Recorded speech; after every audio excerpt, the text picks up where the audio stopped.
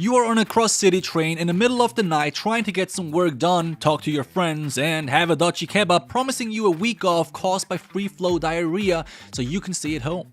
But before you can ingest the necessary pathogens, the train comes to an unexpected stop, throwing you and other passengers around, leaving you stranded in a forest without a cell phone coverage. Well, in this video we will look at the wild restless night of these passengers, look at the problems they face, and figure out how we can beat the creatures in Howl. Joe is a ticket inspector who works really hard to make ends meet.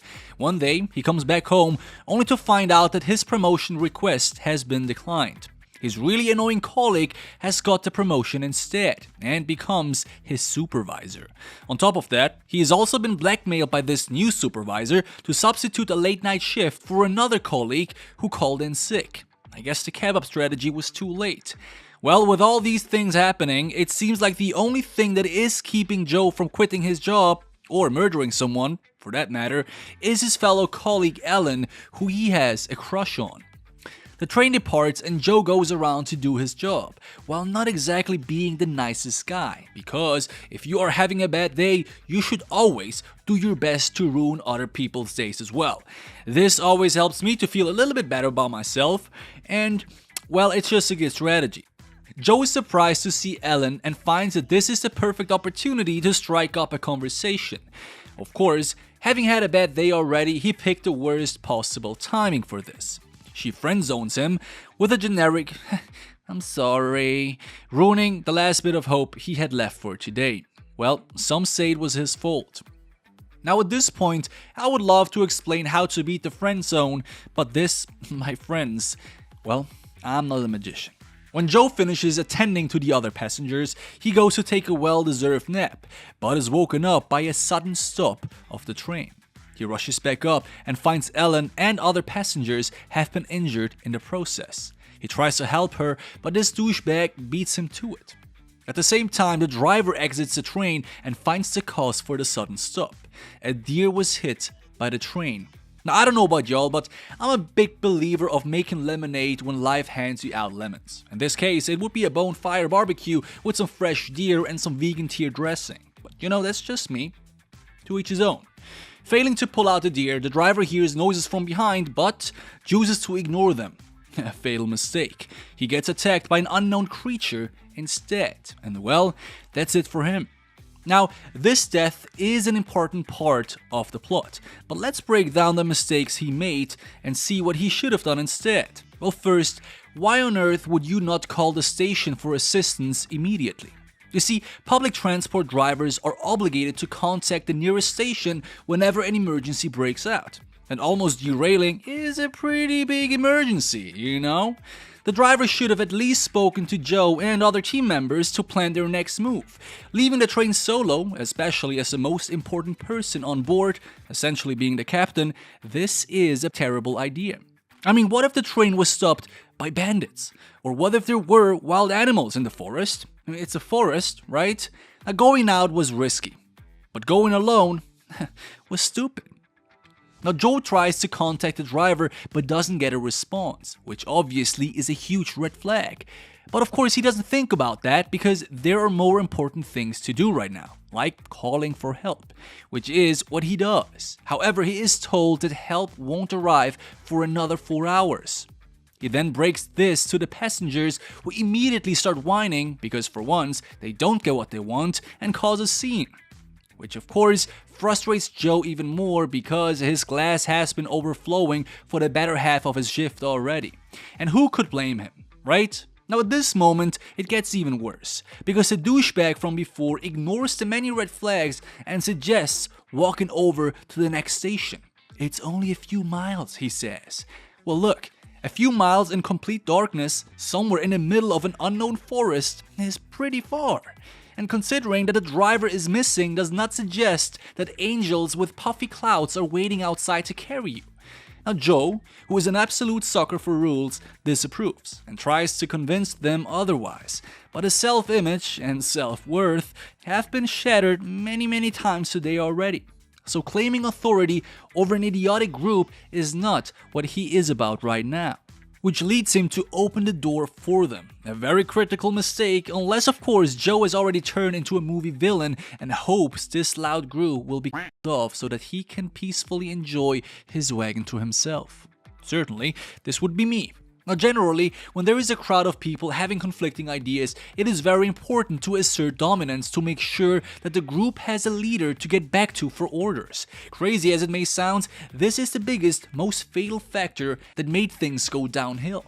In the movie, Joe doesn't take initiatives, and this leads to many problems. He gives in to the pressure of the group, causing him to lose his authority. Anyway, if you're going to leave the train though, you should call the help center to inform them and leave a note with the general direction you're headed. What if you get lost or are attacked by wild beasts from the forest? The note you leave can be a make or break here. Also, before you leave, you should take a head count to make sure you haven't left anyone behind. Now once they have left, they hear noises coming from the bushes. Joe and Ellen both do the worst possible thing and go check it out. Now, I'm not sure why you would want to do that, but well, they go for it and they do find the mutilated body of the driver. It doesn't take long until the source of the noise draws closer, and to avoid a confrontation with whatever is out there, they run back to the train immediately. But the old couple, significantly lagging behind, is only barely able to make it. Now Jenny's leg becomes stuck and is bitten and scratched by whatever was chasing them before. The next few moments determine everything. First, lock the door immediately. That is your prime defense against this creature. Second, take care of the lady's damaged leg. Keep an eye on her. Will she be a burden if she survives? Can we throw her out as a distraction and run into the opposite direction? Can we carve caveman tools out of her femurs and shin bones? Well, these are all things I would consider. Now thirdly, stay away from the windows. Whatever is outside, if it can smash a human skull, best believe it will break through the windows and grab onto you like a clingy girlfriend looking like Gollum and forcefully loves you. 4. Keep the group quiet. I know witnessing this horror was difficult, but if they keep screaming around, I end up switching sides. And lastly, a train of this size must have some sort of tools somewhere. Emergency hammers, axes, screwdrivers, whatever it is, you gotta find them and you gotta use it. A few moments later, they start hearing banging and scratching noises from the outside. They manage to keep themselves quiet but are almost discovered. At this point, Joe decides to go to the driver's cabin to call for help again.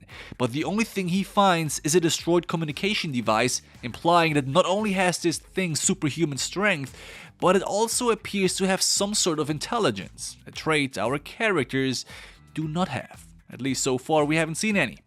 Now Billy, one of the passengers, goes to check up on him and says that he could fix it with the right tools. Which in all seriousness is the best chance you have.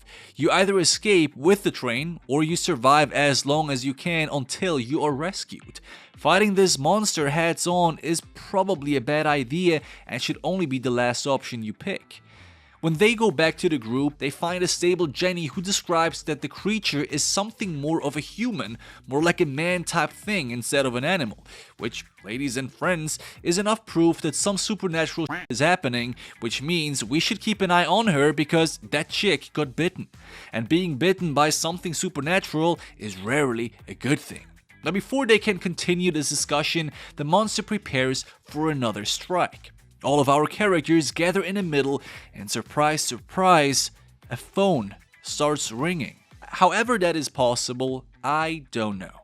But much more important now is the fact that all of them start screaming at her, thinking this is an efficient way to get some help. Not really. Now she stumbles backwards, closer to the window, and is attacked from behind as if she dropped a piece of soap. Look.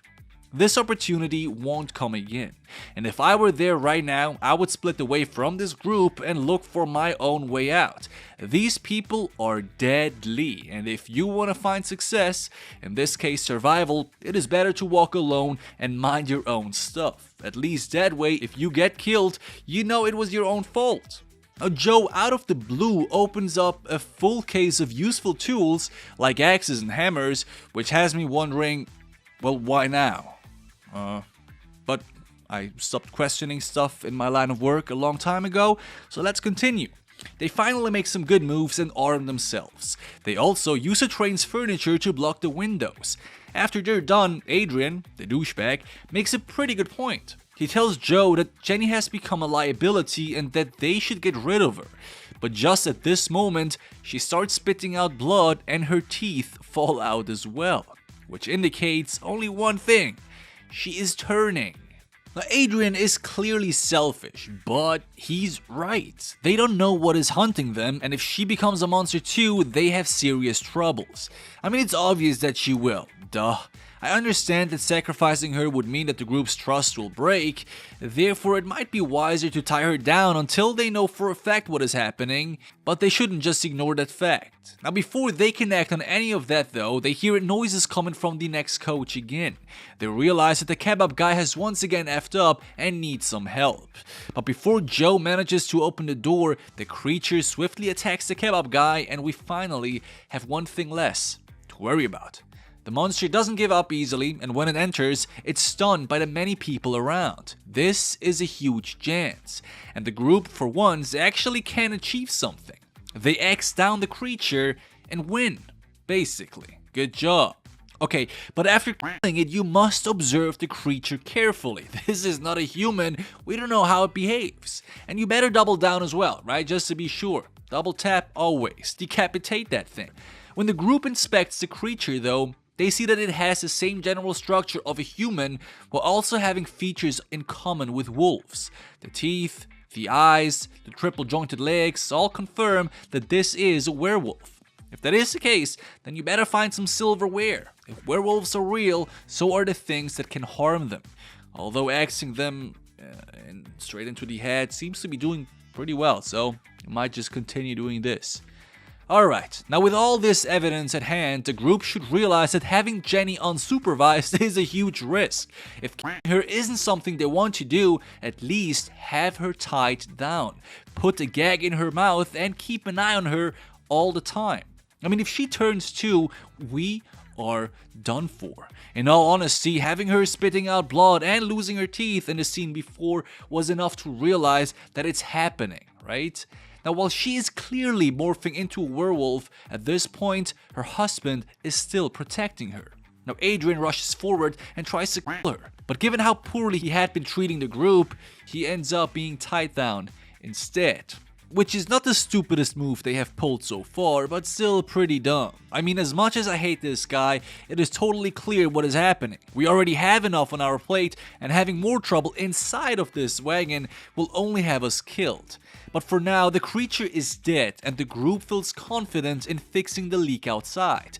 All of them split up and take on different tasks. Okay, since they know what they are going up against and have weapons for self-defense, fixing the train isn't a bad idea. But the big mistake here is how they divide the responsibilities. Why would two people stay inside the control room? Make yourself useful and go out for help.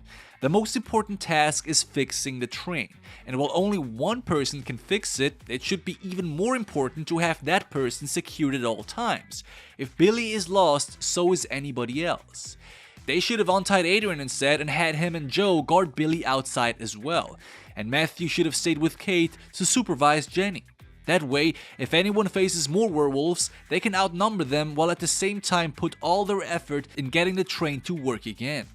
Now, Joe gives an improvised "let's kick some ass" speech over the intercom to start their terrible plan that becomes more terrible by the second. Billy, the mechanic, and his partner find out that the leak is right underneath the entrance doors, which makes fixing it much more efficient and safe, in theory. Because it doesn't take 2 minutes and Matt here runs into the forest, leaving Billy behind because he has heard some screams for help. I'm not sure what this guy thought, but it wasn't much, because that's a ridiculous move to pull. Leaving the only person alone who can actually fix this whole mess while running into a werewolf-infested forest, I don't know, it's not a smart thing to do. Eventually, he finds one of the girls being eaten alive and gets what he deserves in return, being eaten alive as well. Boom, Matt is dead. And meanwhile, inside the train, Jenny completely transformed into a werewolf as well, which, as we all know, wasn't necessary if they took action before. Now, Adrian, still tied up, begs to be untied at this point, but Kate doesn't listen. For whatever reason, I don't know. But there is so much wrong here, I couldn't possibly list up all the mistakes that are being made. But one thing is clear. Billy, being the only one who can fix this train, is the key person here. They should have made sure that he is safe at all times, while at the same time avoid being targeted themselves. But anyway, when a train is being rebooted and the lights are back on, Ellen starts the engine immediately, without waiting for Billy. Literally the only guy who has showcased some brain activity so far. But luckily he manages to lift himself up and hold onto the train just in time. On the inside, Jenny finally breaks loose and attacks the characters in there. Now Kate, once again, avoids taking responsibility and unties Adrian at this point, so that he can do the job basically. He takes his chance and runs away to avoid being killed. At this point, I can't even blame this man, can you? But saving others would improve his own chance of survival, so running away is a bad response nonetheless. At the same time, a werewolf from the outside breaks a window and tries to pull Kate out. Now Adrian, being the resentful person that he is, takes the wrench from her and, kicks her out. Now, genius move. The next genius move we are allowed to witness is that the old man is still attempting to keep his now werewolf wife safe, which of course is ridiculous and ends up in him being eaten as well. Now she leaps for Adrian's neck as well, but is stopped by Joe, who stabs her with a metal bar. Now for some reason they start fighting each other, which is ridiculous because you're attacked by superhuman monsters. Now Adrian thinks though that if he can leave him behind, Joe, he will delay the werewolves enough so that he can escape successfully. Which, as we've already concluded, is a bad strategy because you're always stronger in a team. While they're arguing in the most intense and most important moments, Adrian exits the train while locking Ellen and Joe in. Now luckily, Billy, the mechanic who everybody has forgotten at this point, joins just in time with some handmade torches he crafted with the leaking fuel. This gives them enough time to escape, which results in Billy being caught instead. Well, what goes around comes around, although not for this guy, he was nice. At this point, Ellen and Joe run into the forest, but realize that they can't outrun the monsters. Joe sacrifices himself in order to delay the monsters so that she can escape and be safe. He passionately kisses her, stays behind, and does what every other simp would do: die for a chick that had rejected you. So, the only person who can survive this night successfully is Ellen, because the next day, Adrian is killed by werewolf Joe, and that was it for him. What do you think? What would you have done instead? What do you think our characters did wrong? Although, I guess there's many things you could list up. Yeah, anyway, I hope you've enjoyed this video. Thanks for watching. I'll see you again very soon. Binge another one, and take care. Peace.